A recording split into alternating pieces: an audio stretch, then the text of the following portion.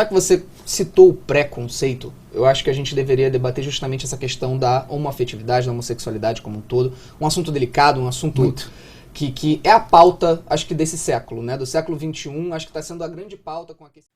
Olá, gente, tudo bem? Resolvi gravar esse vídeo sobre esta entrevista de Felipe Neto com Marco Feliciano. Fiz o recorte que achei necessário, vi que algumas posições de Marco Feliciano, ele de fato desenvolveu um aperfeiçoamento enquanto cristão político.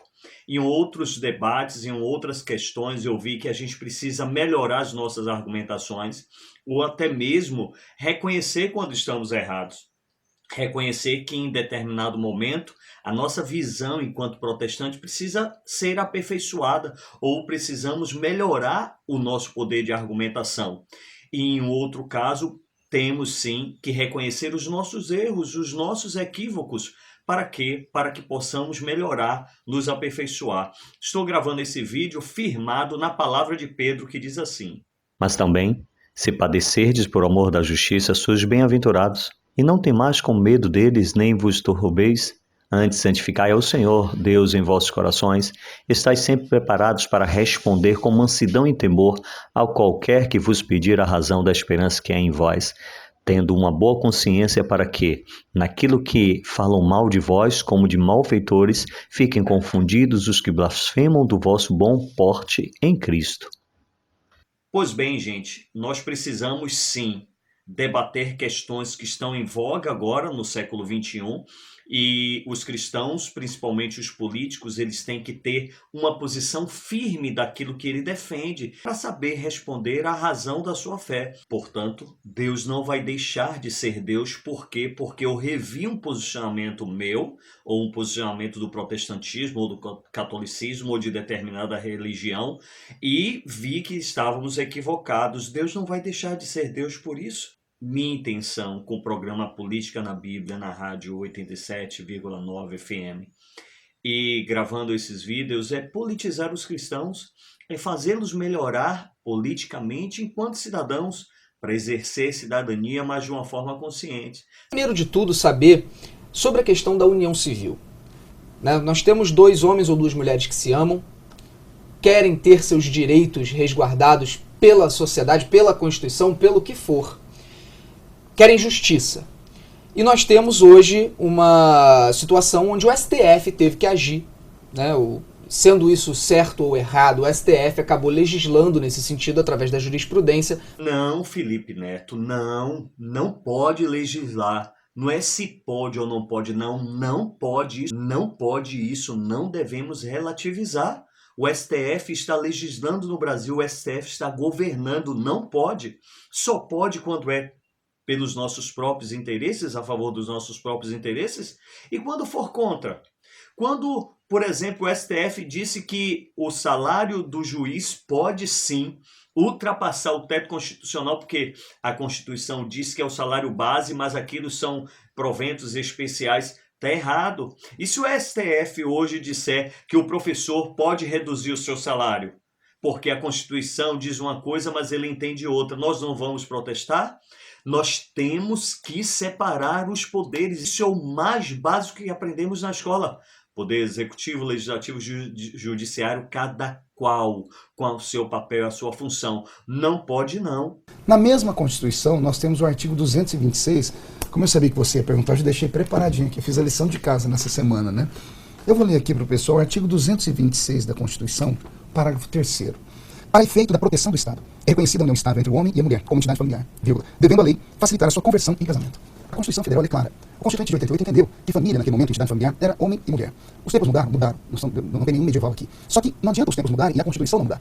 A Constituição tem que ser refeita nesse quesito. E nunca houve esse debate na casa. Acho que essa é a pergunta principal. Então, você diz que do seu ponto de vista político você não pode se posicionar hoje a favor, né, do que o STF fez, da aceitação de união civil entre pessoas do mesmo sexo, porque a Constituição é clara nesse sentido. A Constituição foi rasgada. O Supremo Tribunal Federal, na verdade, ele não aprovou união civil. Seria interessante falar isso aqui. O Supremo julgou um caso de união estável. União estável. União estável. Duas pessoas moram juntas, uma tem direito ao que a outra construiu, na ausência de uma, a outra tem direito à pensão. A união estável. A união estável. Nós não tivemos dificuldade de debater aqui. O meu medo, eu falei na tribuna da Câmara, o problema não é a união estável. É que a união estável vai abrir precedente à união civil. E a união civil se tornando casamento. Se tornando casamento, como ficaram as igrejas? Porque uma vez que as igrejas não apoiam o casamento, elas podem ser criminalizadas. Então é uma problemática intensa. Okay. Aí o Supremo só concluindo, o Supremo, ele criou a união estável. O CNJ, que é o Conselho Nacional de Justiça, entendeu que se a união estável de duas pessoas, que ela foi aprovada pelo Supremo, e a união estável pode ser transformada em casamento, segundo está escrito aqui, só que aqui diz que é homem e mulher. O Supremo diz que é homem, mulher, mulher. Felipe Neto, como seria o processo de aprovação de uma lei do casamento civil? É pelo parlamento, é pelo legislativo, eles devem discutir. E eu quero lhe dizer o seguinte, Felipe Neto, não é procurando um político cristão que você vai conseguir que aprove a lei, porque o político cristão ele tem uma pauta definida. Ele não vota nessas questões. Você sabe por quê? Vou lhe dar um exemplo. Por que o testemunha de Jeová ele não recebe sangue? Ele não recebe sangue porque ele entende que ao receber sangue ele está pecando contra o seu Deus e, portanto, pecando contra a sua fé. O político cristão, quando não vota no aborto, quando não vota no casamento homoafetivo, ele está entendendo que isto é um pecado contra Deus. Portanto, ele prefere morrer, o testemunho de Jeová, ou o político, quem sabe até perder o mandato, mas ele não vota naquilo que fere a sua consciência de fé. Portanto, não é procurando políticos cristãos que você vai conseguir isso. Você tem que procurar políticos que abracem essa pauta e aí sim, essa lei será aprovada. Eu considero que o que o STF fez foi uma medida urgente. Foi algo que era necessário para a sociedade. Mas não foi urgente por quê? Aqui dentro não tem os representantes. E por que nunca nada foi feito? Pergunte a eles.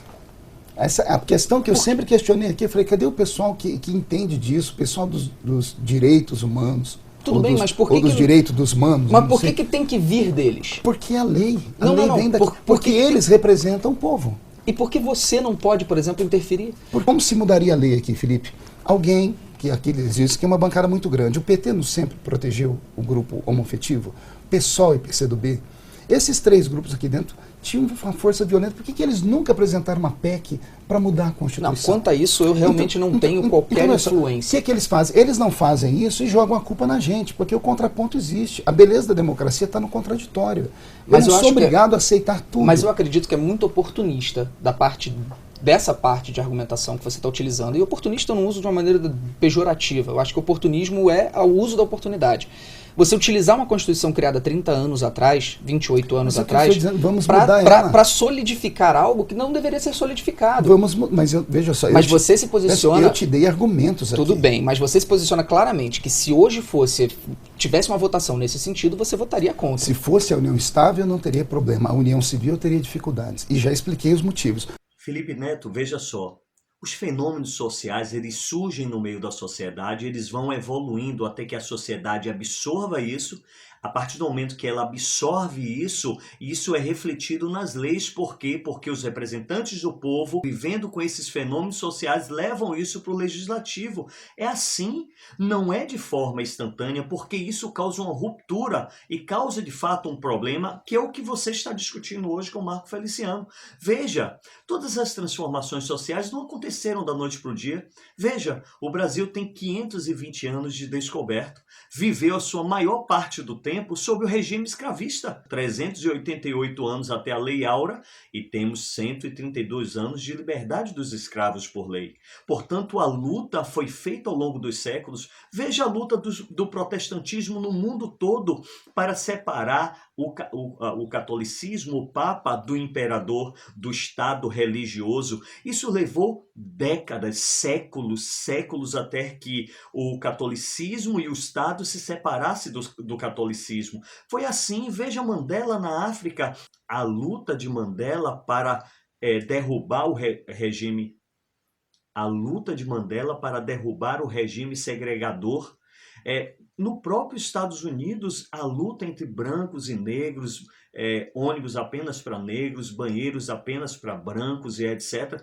Todos esses fenômenos que eu citei, não teve um STF dizendo instantaneamente, olha, agora é a Lei Áurea. Todos esses fenômenos não tiveram o STF dizendo, não, agora o Estado não pode ser católico, o Estado está separado. Agora, brancos e negros têm que frequentar o mesmo ônibus, podem frequentar o mesmo ônibus, Mandela está certo e etc. Não houve dessa forma. E por que com essa classe tem que ser dessa forma? Os fenômenos, a partir do momento que eles estejam sendo praticados no seio da sociedade, isso vai ser refletido naturalmente. Como eu te disse, por exemplo, eu não sou contra a união estável. Eu tenho divergência com a união civil. Então, por quê? Porque interfere na questão religiosa, mas é um pensamento meio de fora, mas eu não sou contra a união estável. Então, porque a união civil, ela envolve a sacracidade. Tem alguns países da Europa que obrigaram as igrejas cristãs a fazer o casamento gay. Mas não, isso eu não vejo sentido também. O cristianismo não é uma religião de condenação. Ele enxerga o ser humano a partir do ponto de vista da sua criação. Depende. Deus, não depende. O cristianismo, Depende. não há relativismo nisso, Felipe. Quando você utiliza o Velho Testamento para ditar regras, você Não, está eu- se eu- condenando. Eu não estou deixando o Velho Testamento de lado, eu estou aqui no Novo, estou com Jesus agora, estou com Cristo. Mas peraí, você está dizendo que a igreja não diz que homossexual vai para o inferno?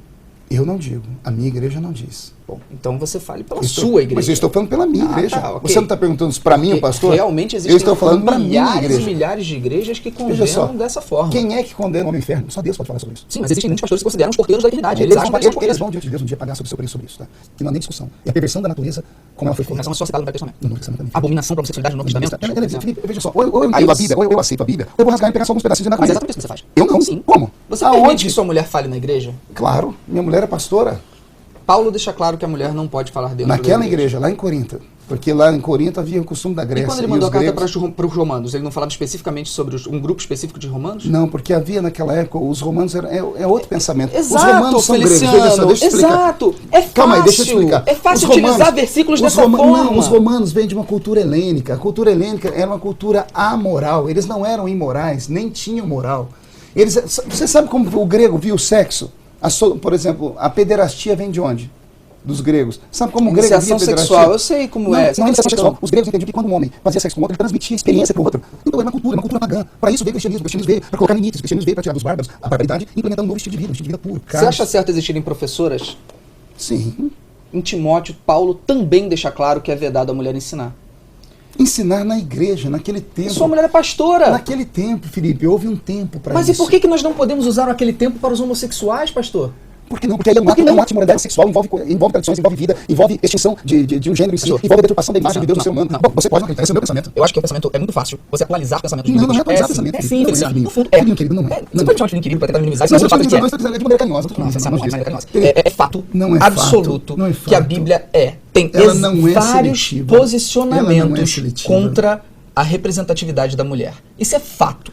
Isso é fato. E outra, você cita Então Paulo. vamos lá, você está falando de mulher? Tá bom, vamos Você lá. cita. Vou Peraí, te mostrar peraí, como a peraí. Bíblia fala de mulher. Deixa eu falar No só um Velho pouquinho. Testamento, Deixa eu mulher só não falar um podia pouquinho. nada. Deixa eu falar um pouquinho. As Você maiores cita amigas Paulo, de Jesus eram mulheres. Você cita Paulo várias e várias e várias vezes, principalmente na questão da homossexualidade. Sim, Até porque porque no Paulo Novo é Testamento, doutrinador bíblico. até porque no Novo Testamento Paulo é o único que fala sobre essa questão. Paulo é o doutrinador, ele é o mestre. Ok. Ele escreveu 13 epístolas. Exato. O Novo Testamento todo sai da mão dele. O que Paulo falava sobre o relacionamento heterossexual?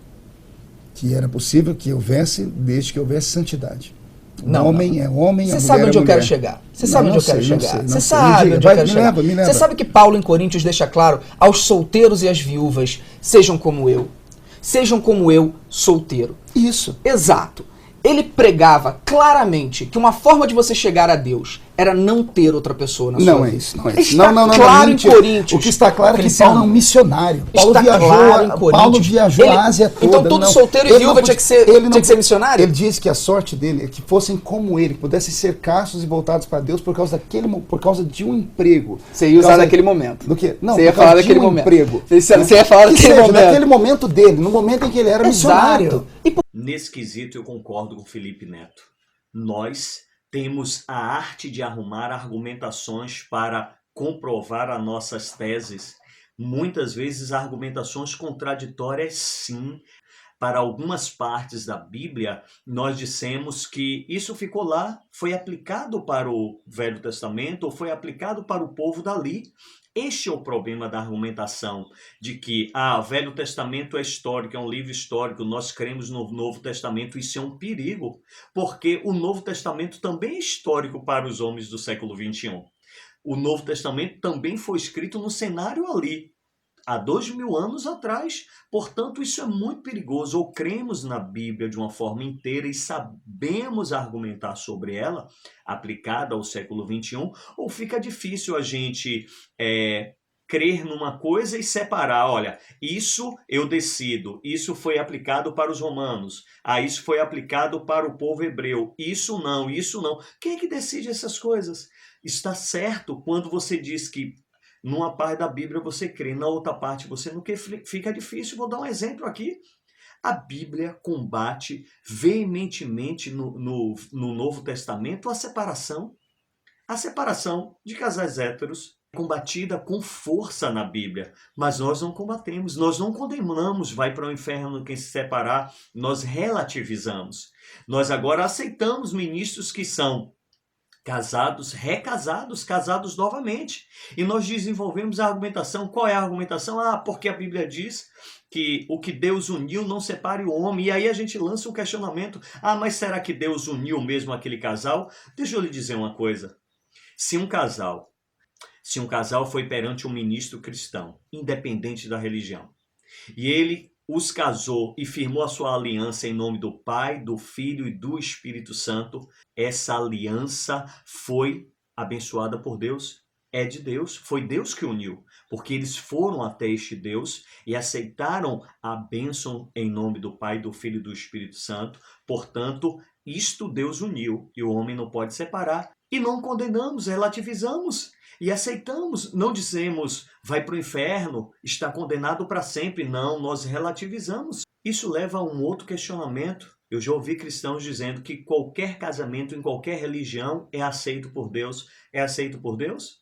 Um casamento que não foi feito em nome do Pai, do Filho e do Espírito Santo é aceito por Deus? Então, aquele casamento que foi feito em nome do Pai, do Filho e do Espírito Santo, mas eu não era protestante, não era evangélico, então não é aceito por Deus? Queridos, a Bíblia é clara. A bênção do Deus Javé, ela é dada para aqueles que buscam a Ele. Se alguém não crer nesse Deus, não terá a bênção dele.